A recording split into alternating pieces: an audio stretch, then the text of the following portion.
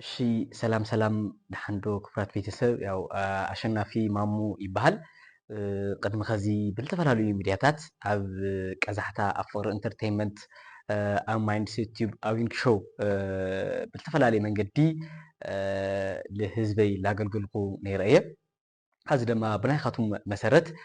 ብስኻቱም ሓሳብ ላሃብኹምኒ መሰረት ናይ ባዕልኻ ዩቲዩብ ክፈት ላበልኹም ላተዋዕኹም ነበርኹም ያው እግዚኣብሔር ፈቂዱ ኸዚ ኣሹ ሜሪ ዩቲዩብ ድብል ከፊተ ኣለኹና እዚ ከዓ ሳብስክራይብ ክትገብሩ ያው ክትሕትና ይዕድም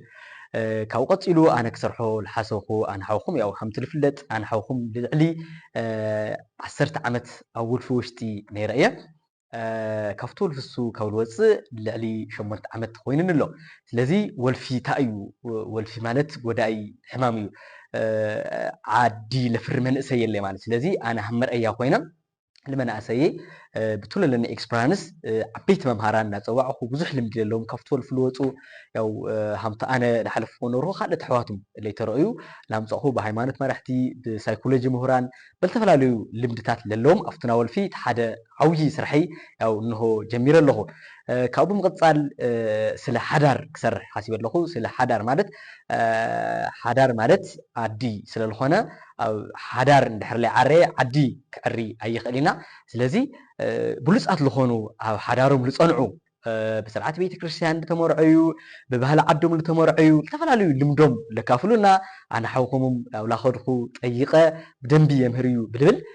ንዓዲ ዝጠቅም ብልብል ኣብዚኦም ክልቲኦም ዝዓለበ ዩቲዩብ ከፊተ ኣለኹና ስለዚ ሳብስክራይብ ብምግባር ኣበረታትዑኒ ያው እከለ የምህር እዩ ብልብለ ያው ስልኪ ቁፅረይ ያው ክገብር እየ ንስኻትኩም ላጠቀምኩም እከለ ተለምር እከለ ተተምር ላበልኩም ፆታ ብለይፈሊ ሃይማኖት ብለይፈሊ ብኩልኡ ብልጠቅም ዓለም ብልርድኦ ቋንቋ ዘርኢ ብለይፈሊ ብኩልኡ ዓይነት ቋንቋ በአምሓርኛ ብትግርኛ በኦሮምኛ ብእንግሊዝኛ ብኩልኡ ቋንቋ ይከኣል እዩ ብትብልዎ የምህር እዩ ትብልዎ ካሊእ ዓይነት ተሃልዩ ካባኻቱም ይፅበ ማለት እዩ ስለዚ ሳብስክራይብ ብምግባር ኣበረታትዑኒ ኸዚ ገና እየ ዝጅምር ዘለኹና ያው ብናይኻቱም ቃል እዩ ምዕርቲ ዝኾነት ዓዲ ንምፍጣር ካብ ወልፊ ነፃ ዝኾነ ወለዶ የድልየና